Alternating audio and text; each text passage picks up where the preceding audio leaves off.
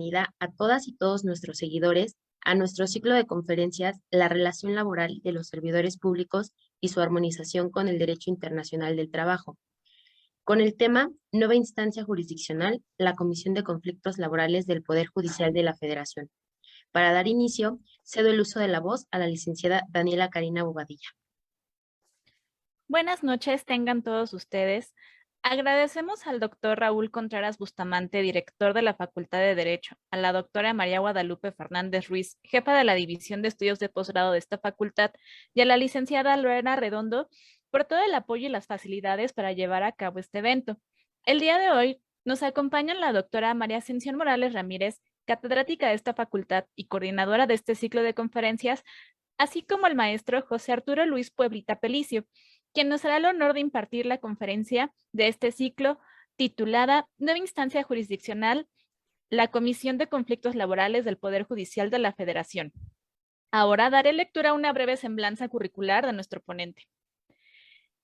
El maestro José Arturo Pueblita Pelicio es contador público y licenciado en Derecho por la Universidad Nacional Autónoma de México con mención honorífica. Desde 1980 ha sido docente en la Facultad de Derecho, en materias como Historia del Pensamiento Económico, Derecho Individual, Derecho Colectivo, Procesal del Trabajo. También es profesor por oposición de la materia Derecho Económico. Se desempeñó como consejero del Consejo Técnico de la Facultad de Derecho de la UNAM en 2 periodos y como consejero asesor. Asimismo, ha sido consejero técnico del Instituto de Capacitación Judicial del Poder Judicial de la Federación y miembro del Comité Académico del Instituto de la Judicatura Federal. Ha sido presidente titular de la Junta Local de Conciliación y Arbitraje del Distrito Federal, procurador federal de la Defensa del Trabajo, magistrado presidente de la primera sala del Tribunal Federal de Conciliación y Arbitraje, secretario de la Presidencia de la Suprema Corte de Justicia de la Nación durante el periodo del ministro presidente Juan Silva Mesa, coordinador de la ponencia del consejero Guadalupe Tafoya Hernández, así como presidente de la Comisión Substanciadora Única del Poder Judicial de la Federación. Actualmente se desempeña como presidente de la Comisión de Conflictos Laborales del Poder Judicial de la Federación. Es autor del libro Elementos económicos en las Constituciones de México, con tesis jurisprudenciales, y ha recibido diversos reconocimientos, entre ellos la Cátedra Extraordinaria Salomón González Blancos, Cátedra Especial Antonio Díaz Soto y Gama, Cátedra Extraordinario José Castillo Larrañaga, todas otorgadas por la Facultad de Derecho de la UNAM. Cedo el uso de la palabra a la doctora María Ascensión Morales Ramírez.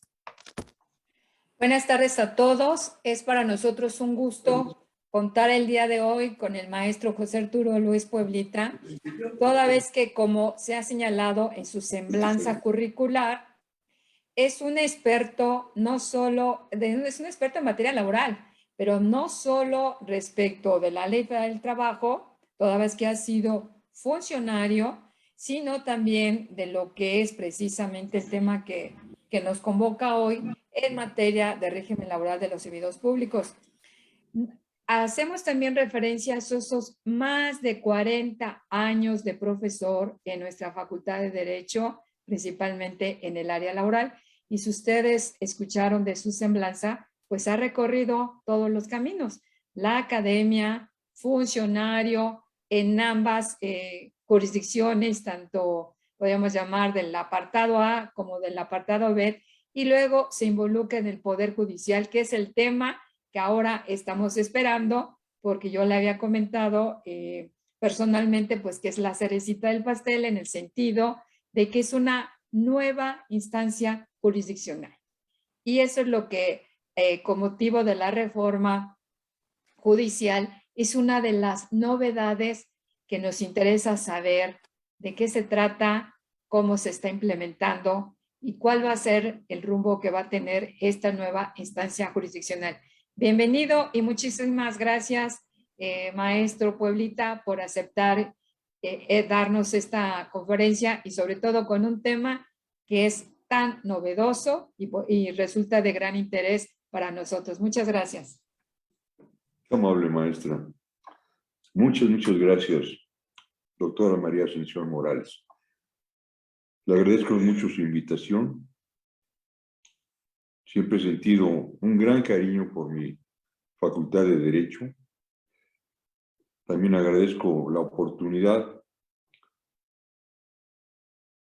que me da para saludar a los funcionarios del posgrado y, por supuesto, hacer mención de la gran dirección y del empeño y transformación que está realizando nuestro director, el doctor Raúl Contreras Bustamante. Pues sí, estoy aquí con usted a esta invitación, lo hago con mucho gusto. Le doy la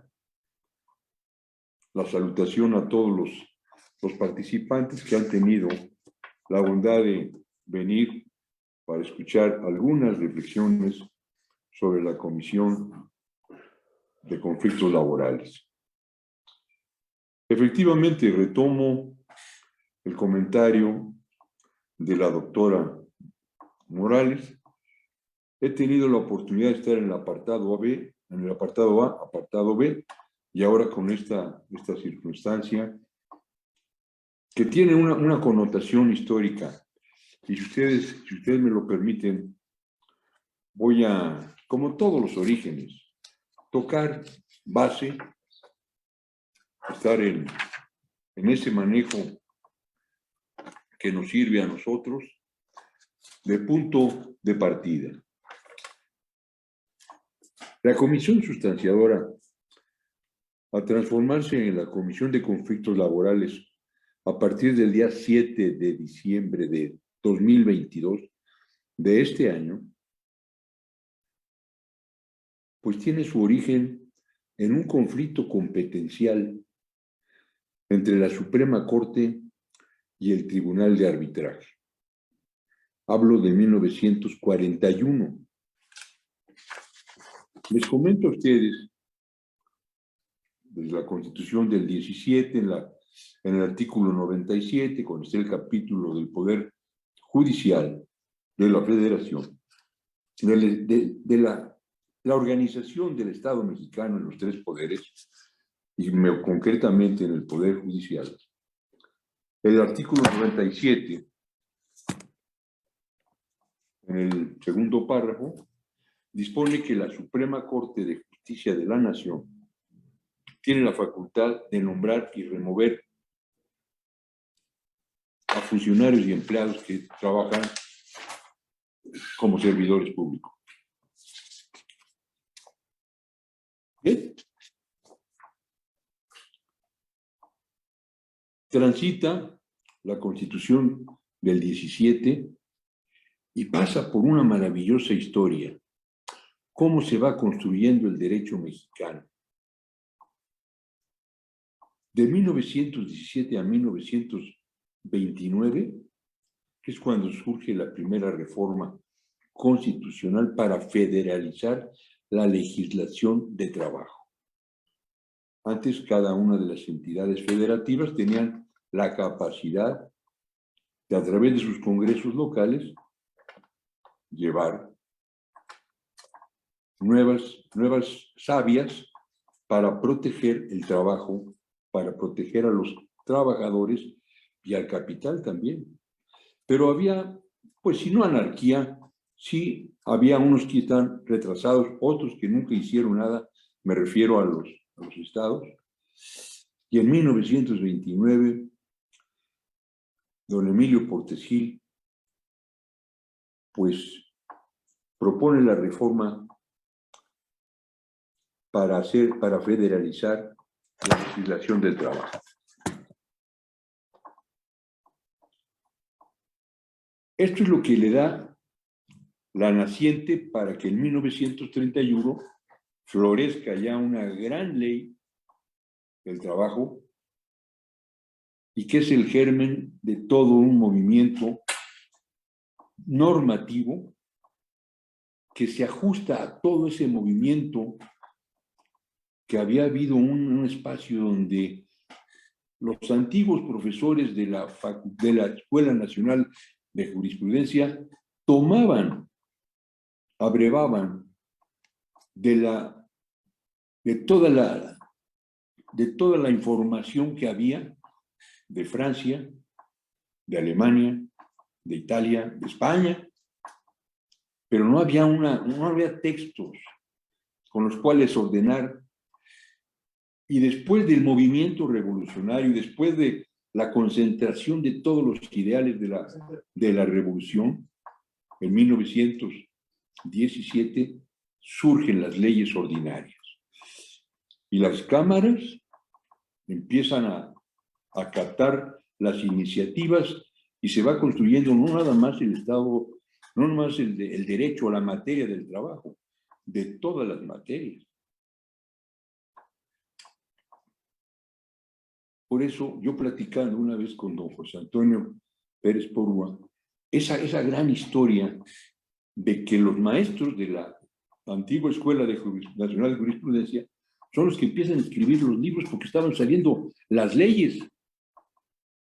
Y no podía estar en ese apartado de esa corriente revolucionaria pedagógica que hace la gran composición de la obra en el derecho mexicano. Por eso es que también Porúa crece, y Robledo. Y ahí es como se empiezan a nutrir de textos de todo lo que es la historia del siglo pasado. Esas primeras 3 décadas, bueno, a partir del 17, es como se va haciendo todo. 1931, pues, aparece en el que señala que en el artículo 2 que las relaciones del Estado mexicano y sus servidores se regirán por las leyes del servicio civil. Y surgieron leyes, pero no había nada todavía.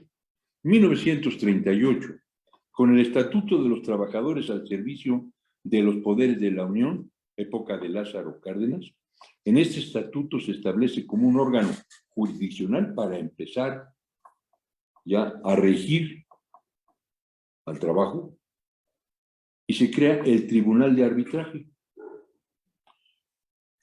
1938.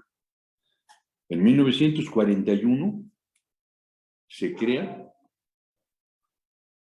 el Tribunal de Arbitraje para resolver las controversias de trabajo burocrático. Ahí ya lo concretan. Estamos en la naciente historia de la comisión, algo pasó, de la Comisión de Conflictos Laborales. El 4 de abril del 41 se crea ese tribunal, pero hay una circunstancia en la Corte. En 1941, siendo ministro presidente don Salvador Urbina, da cuenta al Tribunal Pleno del oficio fechado el 12 de junio de 1941 del Tribunal de Arbitraje, donde le notifica la demanda de un trabajador de nombre Máximo Morín Castillo en contra de la Suprema Corte y del juez segundo de distrito en materia penal. Ciudad de México, en ese entonces Distrito Federal. El Pleno lo conoce, y voy a darle lectura porque vale la pena este rescate. El Pleno de la Suprema Corte acordó dar respuesta al titular del Tribunal de Arbitraje de tal emplazamiento y sometimiento a juicio, tratándose del Tribunal Máximo del país, sobre el cual no puede ni debe estar tribunal otro alguno conforme al régimen constitucional. No es solo ilegal, sino altamente violatorio de la misma Constitución y de la soberanía que como poder le confiere la Carta Magna, pues aunque sea penoso por tratarse de un diverso tribunal de categoría inferior, bastan para el efecto que el supremo poder de la Federación que se divide en legislativo, ejecutivo y judicial, y que el pueblo ejerce su soberanía por medio de los poderes de la Unión. Concretamente, la contestación se da una contestación al pretendido requerimiento del Tribunal de Arbitraje en el sentido de no reconocer en él autoridad ni competencia alguna para emplazar a la Suprema Corte. Vamos a ver ahora, ya hemos anunciado algunas leyes y cuadros.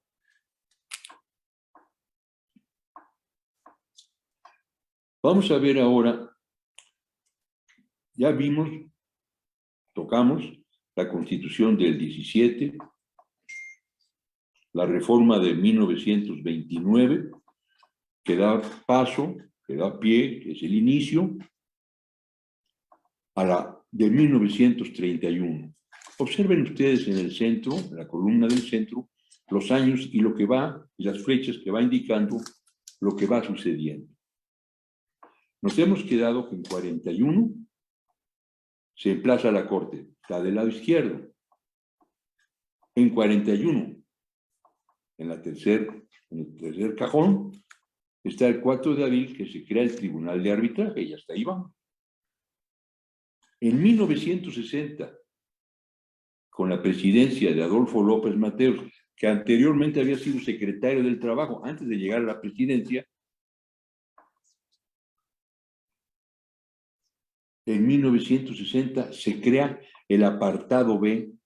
Observen ustedes el cuarto cajón del lado derecho. Creación del apartado B del artículo 123 constitucional. Y concretamente nos vamos al Poder Judicial. En la fracción 12ª, párrafo segundo de este apartado, se establece que los conflictos de trabajo suscitados entre el Poder Judicial de la Federación y sus servidores serán resueltos por el primero. Por el Poder Judicial. Tendrá que resolverlo, y ahí es donde se da el nacimiento de la comisión sustanciadora, que lo que hace es hacer un dictamen. Lleva a cabo toda la sustanciación de un procedimiento, recibe la demanda, notifica al demandado, recibirá la contestación, y luego ya todo el procedimiento que ustedes van conociendo hasta elaborar un dictamen que se propone, dependiendo de dónde provenga la demanda, si son de trabajadores de la Corte, se mandará ese proyecto de dictamen al Pleno de la Suprema Corte para que los señores ministros puedan dar su sentencia. Si se trata del Consejo de la Judicatura Federal, que nace el 13 de diciembre de 1994, estamos hablando del último cajón del lado derecho. Bueno, pues, esa creación del Consejo se hace para adelgazar y no distraer la atención de la impartición de justicia constitucional de la Suprema Corte. Se crea, pues, el 13 de diciembre de 1994, el Consejo de la Judicatura Federal para administrar, para vigilar, para disciplinar a los órganos jurisdiccionales, a excepción de la Corte, y a excepción también del Tribunal Electoral del Poder Judicial de la Federación. Observemos el último de los cuadros, que está del lado izquierdo, la reforma del Poder Judicial de la Federación. 2021. Esto sucede en marzo de 2021. Y no es sino el 11 de marzo de 2021. Derivado de la anterior reforma, el 7 de junio del 2021 el Ejecutivo Federal publica en el Diario Oficial la expedición de reformas y las legislaciones secundarias, entre las cuales se relaciona a la Comisión de Conflictos Laborales. Ahí ya nace cómo va a quedar aparte. Ya estamos trabajando en la implementación, ya vamos con trabajos muy avanzados. Vamos a platicar también de la digitalización, de las videoconferencias, de cómo se está planteando toda una modernización en la impartición de justicia en este núcleo donde se ven los asuntos de carácter laboral. Pero una cosa aquí es importantísima. Dentro de esa reforma del 2021 se ajustan la Ley Orgánica del Poder Judicial y la Ley Federal de los Trabajadores al Servicio del Estado.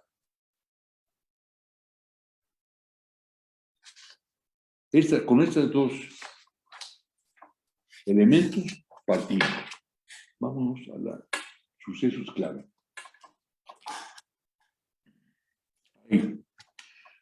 Los sucesos puntales de la Comisión de Conflictos Laborales. Vamos a ser un poco repetitivos, pero vale la pena para sentar bien las plantas de los pies. El conflicto de competencia entre la Corte y el Tribunal de Arbitraje del 41 es un suceso clave. La reforma de 1960 constitucional, donde se crea el apartado B, época de López Mateos, y en época de López Mateos la de 1963, donde se promulga la Ley Federal de los Trabajadores al Servicio del Estado. Y se crea el surgimiento de la Comisión Sustanciadora y tiene un apartado del 152 al 161 artículos. No llega ni a 10, son 9. Pero en 2021, esa reforma del Poder Judicial de la Federación hace la conversión de la Comisión Sustanciadora a la Comisión de Conflictos Laborales. Esa conversión nos da a nosotros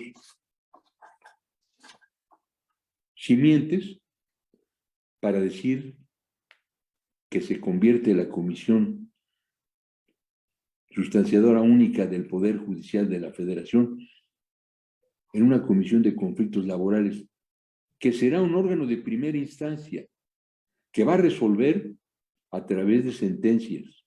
Y aún nada más se queda en el dictamen, sino que sustancia y emite sus propias resoluciones. Les da la oportunidad que todo mundo debe tener, que la ley siempre ha promulgado, siempre se ha manejado de que tengan dos instancias los justiciables, los que tocan la puerta de la justicia. Las resoluciones de esta Comisión de Conflictos Laborales los conocerán el Pleno de la Corte o el Pleno del Consejo, dependiendo de la procedencia de la demanda y de los trabajadores. Así pues,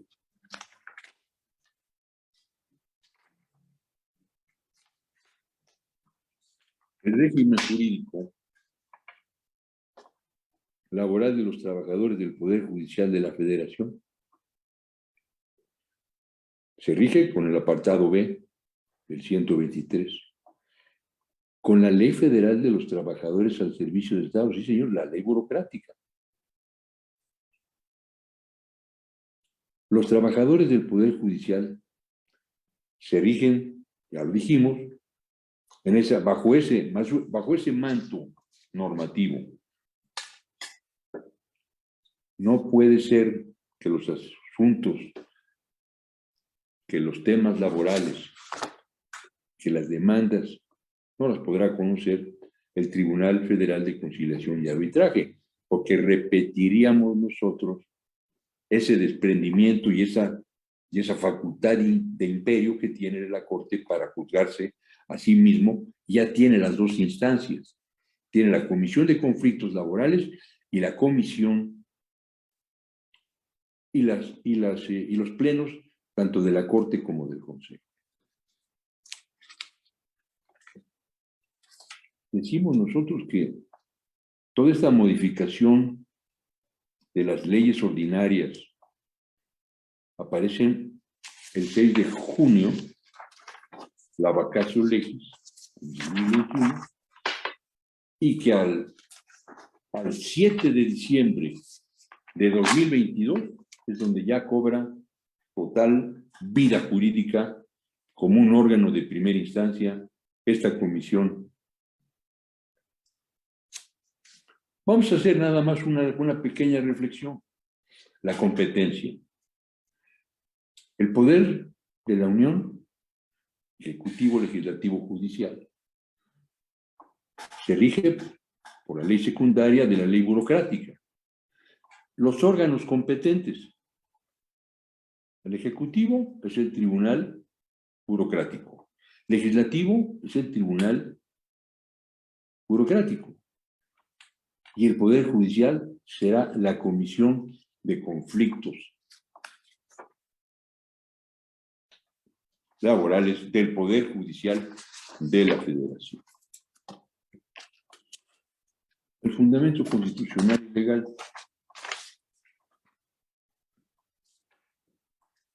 Ya señalamos desde el principio que el apartado B, en la fracción 12ª del 123, señala que los conflictos entre el Poder Judicial y sus servidores serán resueltos por el Consejo o por el Pleno de la Corte, según la pretensión del empleado de cada una de las dos ejes que conforman el Poder Judicial. Dejamos aparte y hago un comentario breve. El Tribunal Electoral del Poder Judicial de la Federación tiene su propia comisión que resuelve sus asuntos como una comisión sustanciadora y que resuelve el Tribunal Electoral en pleno. Ahora bien, en la ley burocrática, la dijimos, se hizo la modificación en el 152 de que los conflictos entre el Poder Judicial de la Federación y sus servidores serán resueltos por la Comisión de Conflictos Laborales del Poder Judicial y luego en segunda instancia, en alzada, serán los plenos del Consejo y el Pleno de la Corte. El marco normativo. Aquí están por los cuales se rige del 152 al 161, cómo va a descansar en esa norma la sustanciación y las resoluciones de los conflictos laborales del Poder Judicial. Habla también de que podrán ser impugnadas mediante el recurso de revocación. Importantísimo. Y así sucesivamente, ¿cómo va a funcionar? Tiene el esquema de tripartito. Ahí sí no se le metió mano al derecho burocrático. Pasemos al marco normativo general. Ahí está. La Constitución Política, apartado B, en el 123, fracción 12ª. La Ley Federal de los Trabajadores al Servicio del Estado. La Ley Orgánica del Poder Judicial de la Federación. Las condiciones generales de trabajo de los servidores públicos a cargo del Consejo. El reglamento interior de la Suprema Corte y el acuerdo general del Pleno del Consejo. Esta normatividad lo hace más singular que la tarea que bien se sustancian en el tribunal burocrático.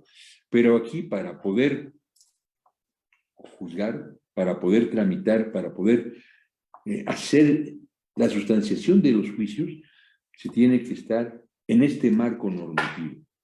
Tenemos que atender las condiciones generales de trabajo porque hay violaciones y esto trae como consecuencia, si está mal impuesta una medida disciplinaria, un extrañamiento,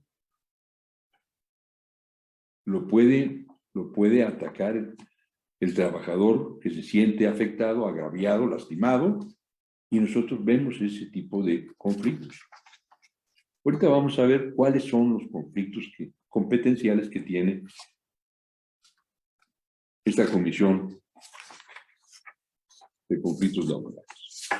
Pero antes, no vamos a entrar de lleno a todo lo que es el procedimiento, eso lo saben ustedes perfectamente. La Comisión de Conflictos Laborales, sustancia, lo dijimos, y resuelve y emite resoluciones. Lleva toda la función de admisión de la demanda, el desechamiento de demanda, hacer prevenciones, emplazamiento de las partes, la recepción de contestaciones de la demanda, recepción de promociones, admisión de desechamientos y desahogo de pruebas, la celebración de la audiencia, una sola audiencia, el acuerdo de las alegaciones y el cierre de instrucción. También elabora y emite resoluciones sobre conflictos de trabajo de otra naturaleza. Son estos que les acabo de mencionar, el de las medidas disciplinarias.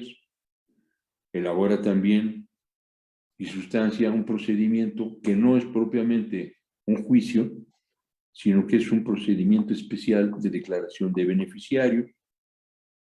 Ahora con la pandemia, pues sí hemos visto un incremento de demandas de los que aspiran, se les conceda ser beneficiarios del decuyos del trabajador fallecido, de todos los alcances laborales que tengan, aguinaldos, salarios, prestaciones de toda naturaleza. Y nosotros lo vamos resolviendo y se dicta una resolución respecto de los PDBs, del procedimiento de declaración de beneficiarios. También resuelve incidentes, ahorita los vamos a ver, y resolución de conflictos de revisión. Pero antes, en la integración, obtenemos exactamente el mismo sistema tripartito. Representante del Consejo o de la Corte, la parte patronal, pero aquí es muy importante, y lo vamos a tocar, el titular, siendo magistrado, siendo juez, se despoja de esa investidura y se convierte en un patrón equiparado. Se le da esa ventaja. Ahorita vamos a entrar a ese tema, una vez que tengamos una lámina muy explicativa, cuando lleguemos a esos procedimientos. Y está el representante del sindicato, el representante de los trabajadores del Poder Judicial de la Federación. Así pues, les voy a decir la estructura general que tenemos. Esta estructura general consta de 28 personas, incluyéndonos a nosotros 29. 4 representantes, el de la Corte, el del Consejo, el de los trabajadores y el presidente, tercer integrante de la comisión. Tenemos como personal oficiales judiciales, personal administrativo, secretarios, actuarios. Como va a incrementarse la tarea, estamos ya en la implementación en la Dirección General de Innovación, Planeación y Desarrollo Institucional del propio Consejo de la Judicatura, adecuando plantillas con un gran rigor en cuanto a la recepción de los nuevos elementos que van a conformarse en el Poder Judicial, y me refiero a todo el Poder Judicial. A lo que nos toca a nosotros, a los secretarios, se llaman secretarios ahora de la comisión, actuarios de la comisión, se le cambió la denominación durante esta implementación que se han ajustado algunas cosas. Vamos a hacer 10 más, quizá lleguemos a 40. Las particularidades de esta comisión. En el segundo párrafo veremos que la figura de patrón equiparado, que no actúan con carácter de autoridad, esto nos ha costado un poquito de trabajo, porque no tan fácilmente se desprenden de esa investidura. Sin embargo, tenemos que atender las disposiciones de la ley burocrática. Las dos partes tienen una condición de coordinación y por eso se equipara a la figura de patrón. Los que van a juzgar, en este caso va a ser la Comisión de Conflictos Laborales, y si hay un combate a esa resolución, pues será a través del recurso de revocación.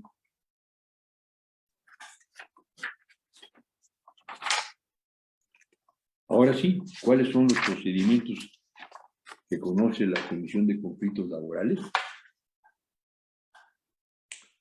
Está el cese injustificado, la nulidad de medidas disciplinarias, como es una amonestación verbal, un extrañamiento y prestaciones económicas.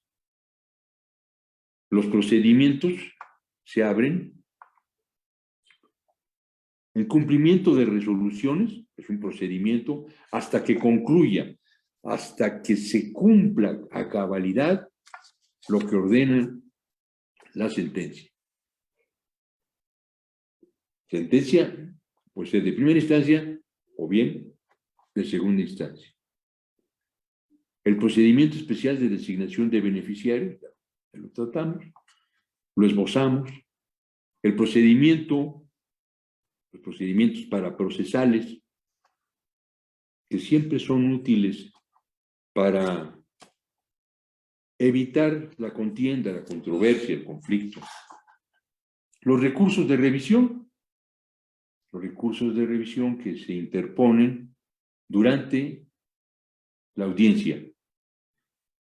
Alguien que se sienta dolido por alguna mala interpretación del secretario de audiencia, que como figura es la que lleva la conducción de la audiencia. No hay otra autoridad más que esa. Pero el recurso de revisión ya le da entrada para que los 3 integrantes de la Comisión de Conflictos Laborales lo conozcan y resuelvan. Los incidentes, el de personalidad, ya conocemos, el de nulidad de actuaciones, el incidente de acumulación, falsedad de firma, desistimiento de la acción. Son los procedimientos que ya estamos nosotros en la implementación. Esto se lleva a diario, pero lo estamos ya rigiendo, lo estamos encauzando, dándole ese cauce ya de modernidad en la impartición de justicia.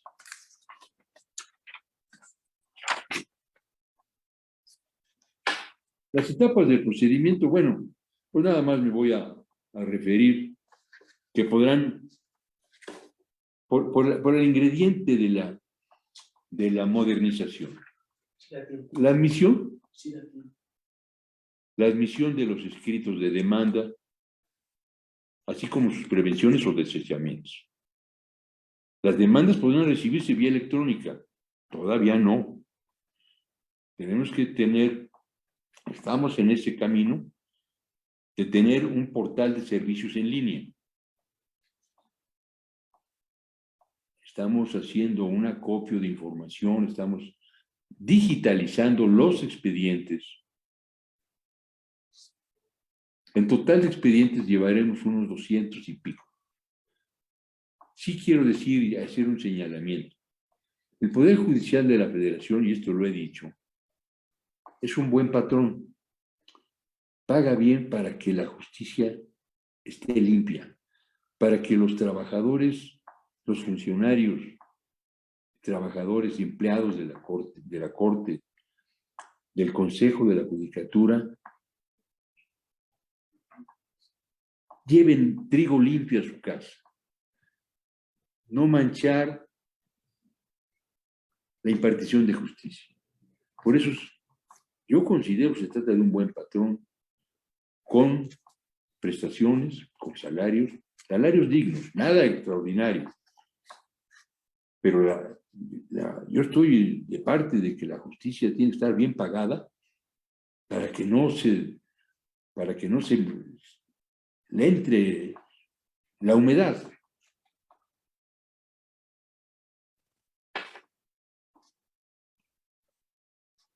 En el punto 2, una vez admitida la demanda, la comisión notifica y emplaza del procedimiento, ya lo platicamos.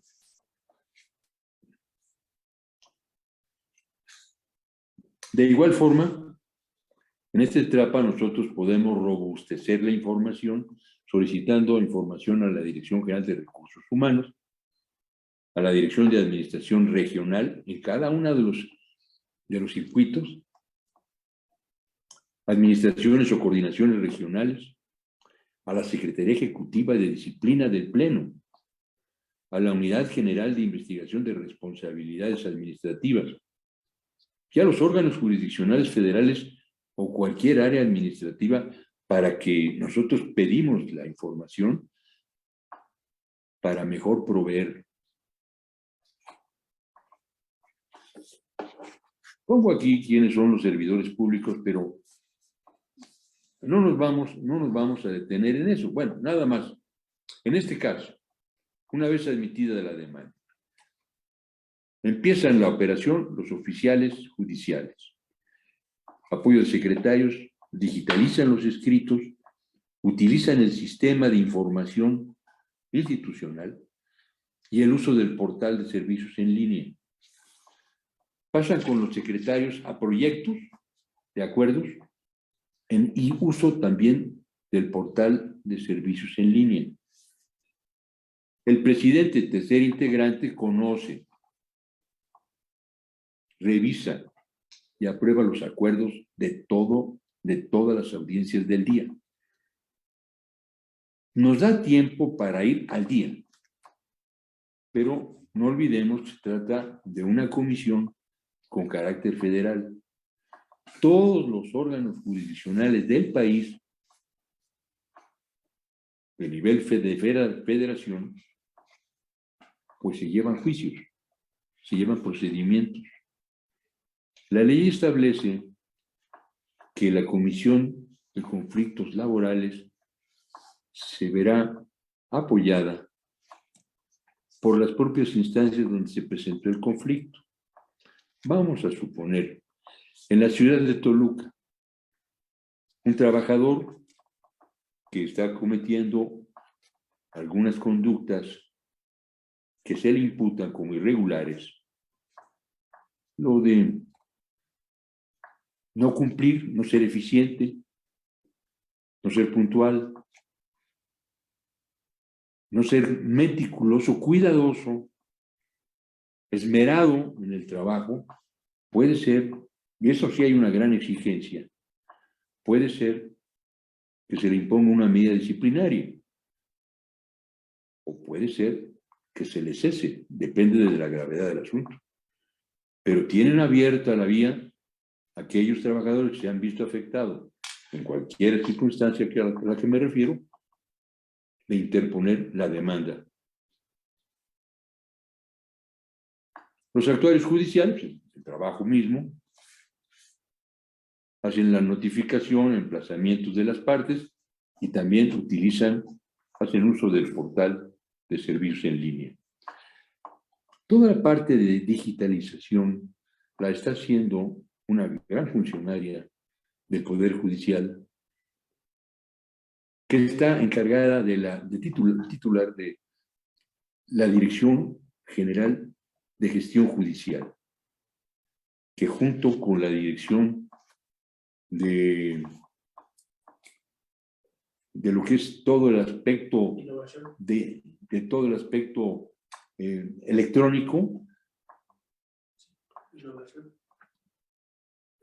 hacemos la tarea entre todos, pues para mejorar la impartición de justicia. Gestión judicial. Dirección general. Gestión judicial. Los escritos de la contestación de la demanda, bueno, pues el mismo personal lo está haciendo y utilizamos ya los servicios en línea. Ahorita lo estamos haciendo de manera de ensayo. Lo estamos haciendo de modo que estamos estableciendo todavía el sistema como lo estamos llevando, y lo estamos llevando en paralelo con la información digitalizada. No nos vamos a desprender por algún buen tiempo para no sufrir quebrantos, para no afectar a los justiciables,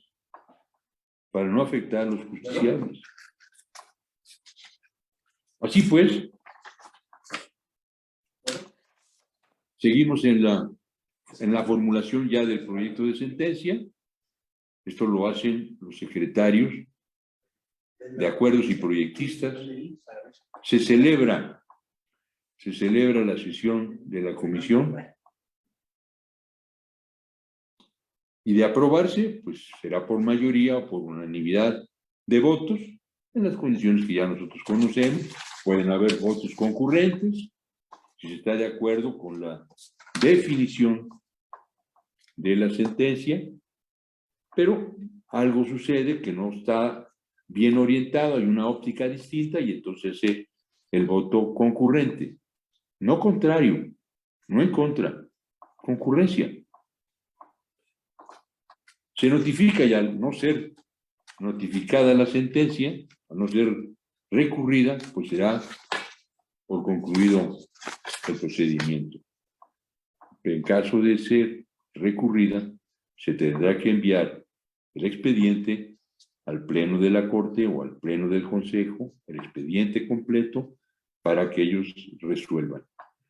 Esto significa que tenemos que hacer un trabajo de digitalización de escritos, de utilización de portales, del portal y también del SISE, del Sistema Integral de Información. Esperaremos nosotros a que, en caso de que haya una posibilidad de que se vayan a los plenos de alzada, pues nosotros esperaremos a que resuelvan ya de manera definitiva. Vamos a innovación y actualización de la comisión. Les hablaba que la Dirección General de Innovación, Planeación y Desarrollo Económico y también de la Dirección General de Conflictos Laborales se está implementando y está en proceso ya avanzado. Estaremos en los ensayos. Aquí sí tenemos que agarrar de los dos bastones para que no se pierda el equilibrio. Y se hace la plataforma de servicios en línea, a donde se van a presentar demandas, contestaciones, se recibirán promociones, todo a través de plataforma de servicios ya digitalizados. Se va a consultar los expedientes también. En confianza estamos trabajando. No creo que nos alcance esta administración, pero vamos a dejar una buena planta muy armada para estar en posibilidades de hacer todo digitalizado, incluyendo la celebración de las audiencias a distancia. Empezamos nosotros con la historia del por qué surgió la Comisión de Conflictos Laborales y empezamos con la bella historia de una demanda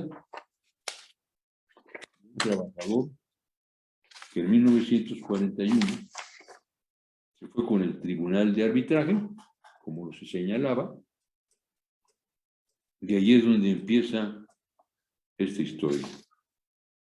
Pero qué importante y que va aparejada con toda la gran riqueza de bibliografía que los maestros de nuestra querida Facultad de Derecho empezaron a crear el nuevo derecho mexicano. Yo soy un convencido que quienes hacen el derecho son los que escriben. Quienes hacen el derecho son los abogados postulantes. Ellos ven, observan, intentan nuevos caminos que después se convierten en tesis, que después se convierten en jurisprudencias, producto del ingenio, producto más que del ingenio, del talento de los abogados litigantes, de las reflexiones sesudas que han hecho y que siguen haciendo los profesores de derecho. Tenemos nosotros en la actualidad en nuestras espaldas la gran responsabilidad, no de emularlos, porque son totalmente distintas las épocas, pero sí crecer al paso en que la sociedad mexicana va teniendo una dirección para desarrollo equilibrado a través de los poderes de la Unión. A mí me complace mucho estar platicando con ustedes.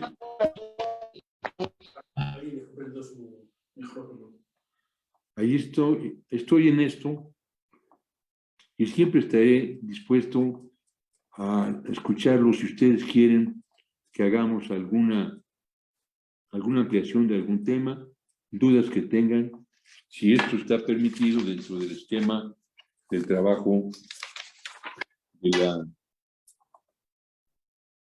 este ciclo de conferencias de la relación laboral de los servidores públicos y su armonización con el derecho internacional del trabajo. Yo quiero darle las gracias nuevamente a doña María Ascensión Morales Ramírez. Siempre me ha brindado su amistad y que yo aspiro a ser merecedor de ella. La cordialidad que tenemos en el foro de los profesores, en el claustro de profesores de la Facultad de Derecho. Todos los días aprendo. Todos los días, a veces se sufre cuando uno tiene un asunto que no le da el encuadramiento. El ser juzgador, el ser funcionario judicial, nos permite estar viviendo la vida con familia, viviendo la vida en un esparcimiento social amplio, bello, como es la vida, pero bueno, a veces se va uno con el pensamiento a la cama y lo mejor que podemos hacer es tomar la pastilla del olvido de los problemas que existen, a descansar. Maestra, doctora, querida amiga, María Ascensión, estoy a sus órdenes si ustedes quieren, los compañeros, hacer algún comentario, alguna duda, algo, si se le permite dentro del esquema. Sí, claro que sí. Ese ciclo. Claro que sí. Muchísimas gracias, maestro Pueblita, porque estábamos esperando este tema, toda vez que es novedoso, producto de la reforma judicial, y esperaríamos, si se permiten las preguntas, esperaríamos si hay preguntas por parte de ustedes que le puedan formular al maestro. Adelante, Mónica. Buenas noches, maestro. Buenas noches, Mónica. Bueno, tengo dos dudas. La primera es respecto a los trabajadores. Usted nos comenta que se rigen por la Ley Federal de los Trabajadores al Servicio del Estado. ¿Hay así como causales de cese? ¿Hay un procedimiento para cesar? ¿O cómo podría configurarse un despido injustificado? ¿O cómo se podría demandar? ¿Como esa acción, cómo se podría demandar? Sí.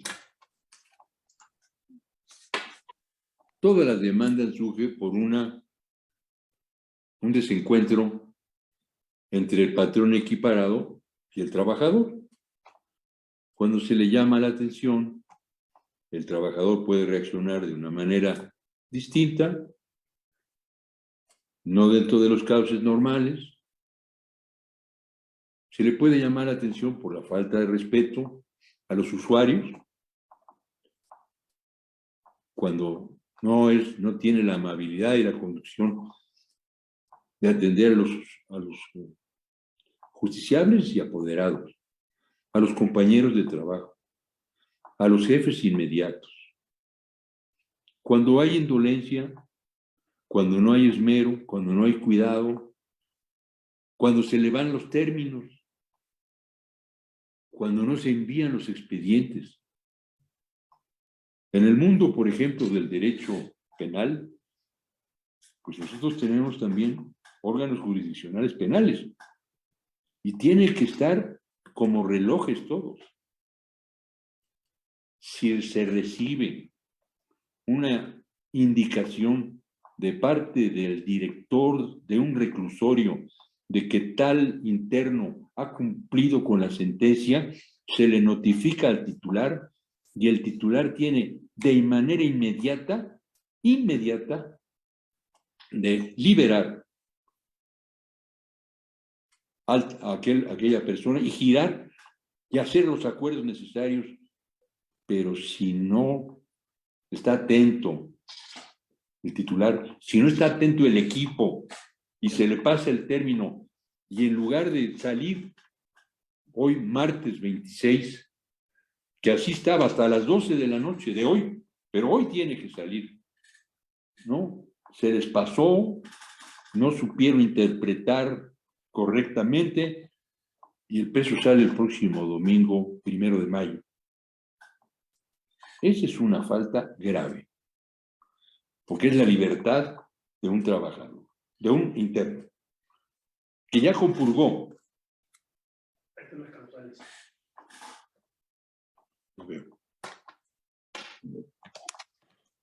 A ver, y podemos ampliar esto. Vamos a ver. Ahí están las causales, pero, a ver, más abierto. Las causales de cese, a veces por renuncia, pero que desconoce la renuncia. No, es la fracción quinta. Por resolución, cuando el trabajador cometa actos inmorales, por revelar la secrecía de los asuntos reservados única y exclusivamente en la custodia del órgano jurisdiccional, por comprometer con imprudencia, descuido, negligencia, la seguridad del órgano, por desobedecer de manera reiterada las órdenes del superior,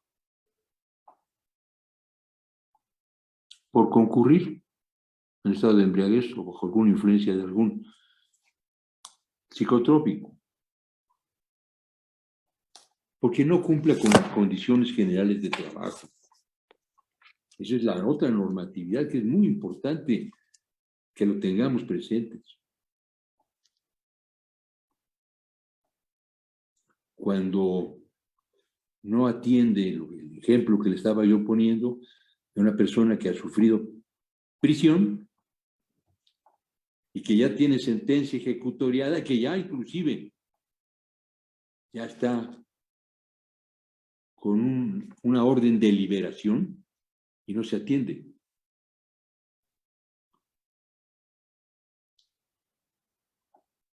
Bueno, lo que ya conocemos, destruir intencionalmente lo que es pues las herramientas del propio tribunal Y por supuesto, si faltare 3 días, más de 3 días, por más de 3 días consecutivas a sus labores sin una causa justificada. Aprecia esto como una conducta grave, le impone el cese o le impone una medida disciplinaria, un extrañamiento, entonces esa es una causal que puede ser que sea aceptado en el fuero interno de ese trabajador y ya no demanda o se sienta agraviado porque fue acosado sexual o que haya habido un exceso de trabajo, cargas de trabajo, ese es el hostigamiento. En el mismo tiempo de la jornada de trabajo, le imponen una carga de trabajo descomunal y que se sienta hostigado por eso. Puede demandar.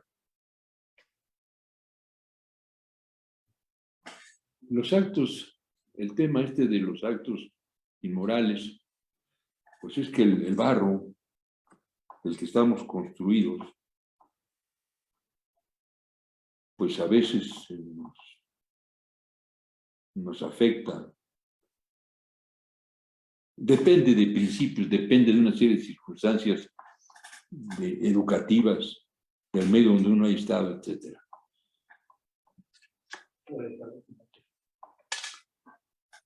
Yo creo que con esto, Mónica, puedo contestar. Tu pregunta serían las causales que se presentarían ya de manera cotidiana. Sí, ¿Eres de maestro, acuerdo muchas conmigo? Sí. Sí, o sea, Muy son bien, iguales que las del artículo 46 de la Ley Federal de los Trabajadores. Correcto. No Ok. son iguales, son Bueno. las mismas. Una cosa muy Sí. importante, Mónica. Sí, A ver, una perdón. cosa importante. Ahorita acaba de decir. Nuestra ley tiene 136 artículos. Y nosotros tenemos que ir a la aplicación supletoria de la Ley Federal del Trabajo porque es más amplia. Y constantemente lo estamos haciendo. O también en procedimientos civiles, el Código de Procedimientos Civiles. Tenemos que agarrarnos, pues, para estar en la resolución más limpia y que la justicia pueda brillar. Sí, Mónica, gracias por tu pregunta. Gracias a usted, maestro.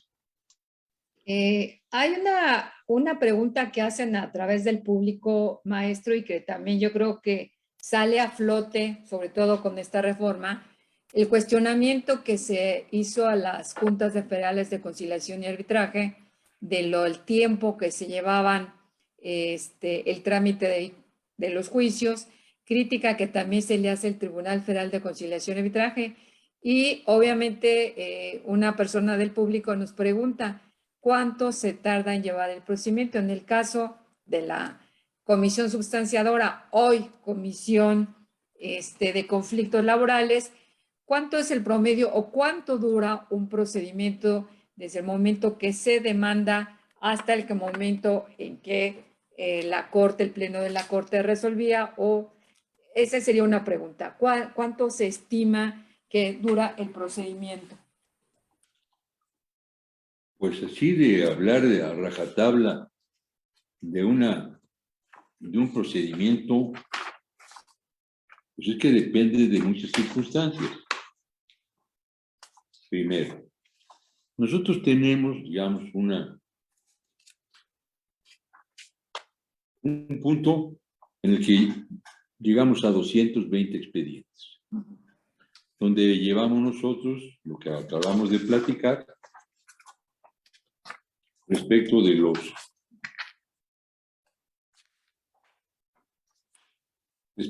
los procedimientos especiales de declaración de beneficiarios, por ejemplo.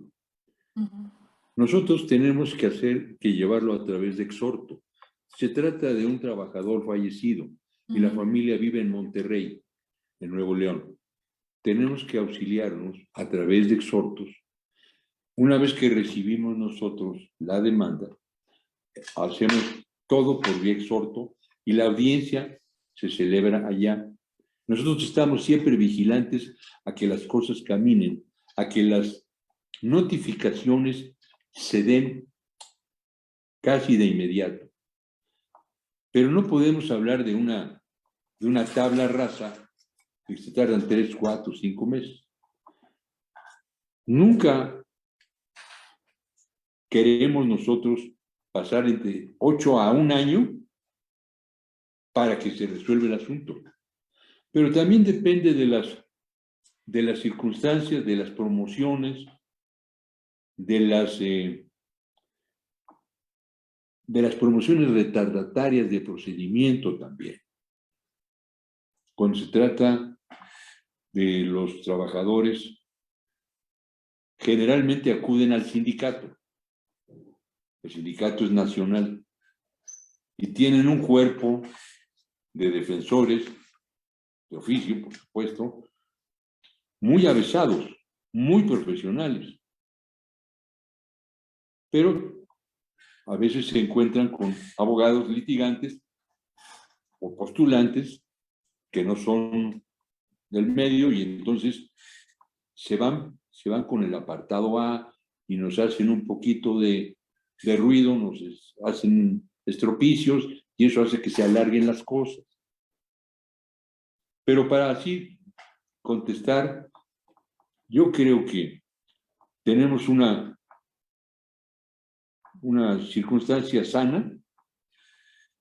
No tenemos nada del 2020, por ejemplo. Estamos sacando de 2021 en su mayoría. Enviamos nosotros dictámenes al Pleno de la Corte y al Pleno del Consejo.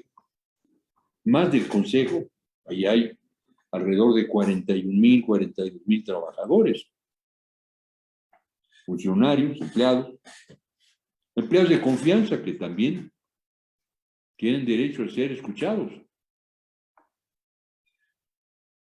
Los empleados de base. Queremos nosotros ir haciendo pulimentos de esto. Estamos seguros que nos va a servir mucho el hacer las audiencias a través de biograbadoras, de biograbaciones. Esto nos va a aligerar más, pero así en concreto, no tenemos ningún expediente de 2020. Del primer semestre de 2021 puede haber unos cuantos, porque no localizan a tal ratificante o a un testigo, porque ya no trabaja en el órgano, ya cambió de adscripción.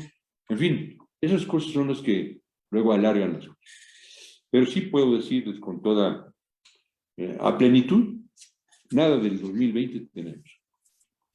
Estamos abatiendo todo lo que es 2021. Nos llevamos entre 8, un año, cuando mucho, estamos haciéndolo así.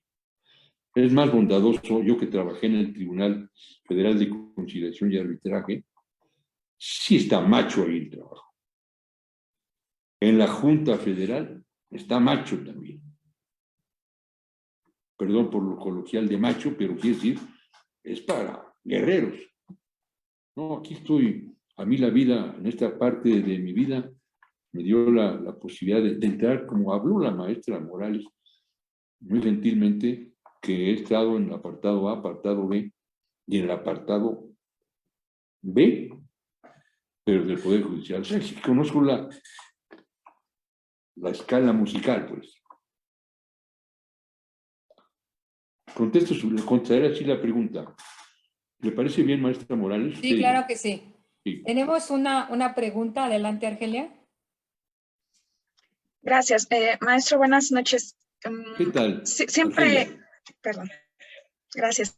a tus Siempre órdenes. en los procedimientos, en cualquier procedimiento, es complicado, ya después de obtener una sentencia favorable, la ejecución de la misma. En ese sentido, ¿cómo se comporta el Poder Judicial al momento de ejecutar? ¿Acata? ¿Es difícil hacer que se cumplan las resoluciones emitidas por la comisión? No. Es una familia jurídica, es una familia judicial. tenemos dentro de los procedimientos el cumplimiento de sentencias.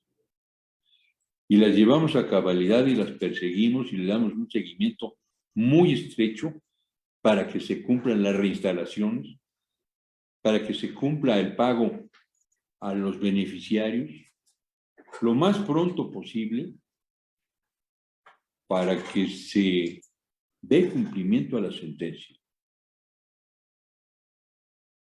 Es muy eficiente, y así me lo encontré, los procedimientos de cumplimiento de sentencias. No se rezagan, pues. ¿Por qué? Porque tenemos esa circunstancia, es un fenómeno, digamos, espejo. A un titular no quiere que se le retrasen el cumplimiento de sentencias. O sea, estamos en eso, entonces, en ese marco. Si salió condenatorio, tiene que apechugar el titular, y lo más pronto. ¿Sí? No he tenido yo noticias, por ejemplo, de que alguien se resista a cumplir con una sentencia. ¿No? Sí. Ahí estamos más ligeros. Somos caballos de carrera. Sí. Adelante, Lide. Argelia, ¿estás de acuerdo conmigo? Sí, ya te convencí. Argelia. Sí, maestro, gracias. Muy bien, qué bueno. Gracias. Así, a sus órdenes, maestra. Maestro, muy buenas noches. ¿Quién me habla? ¿Quién me habla? ¿Quién me Discúlpenme habla? todos, Elide Barreiro para servir. Ah, Lide Barreiro, a ver. Lide. Dime. Mi esposo, el licenciado Ignacio Contreras, me está dando una lata tremenda que le quiere mandar muchos saludos. Me acaba de decir que estuvieron juntos en la facultad, que es un amigo maravilloso.